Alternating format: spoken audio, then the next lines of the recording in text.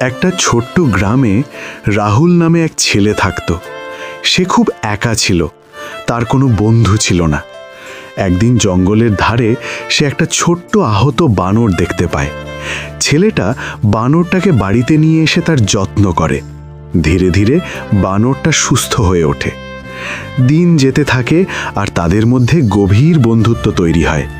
তারা একসাথে খায়, খেলে, হাসে, একজন আরেকজনের সবচেয়ে কাছের বন্ধু হয়ে ওঠে।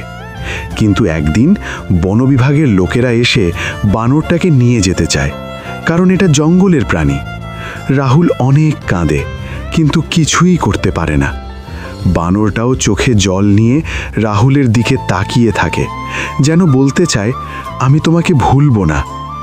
গাড়ি চলে যায়, রাহুল একা দাঁড়িয়ে থাকে, তার চোখে জল আর মনে হাজারটা স্মৃতি। সেই দিন থেকে রাহুল আবার একা হয়ে যায়, কিন্তু তার হৃদয়ে রয়ে যায় তার প্রিয় বন্ধুর ভালোবাসা।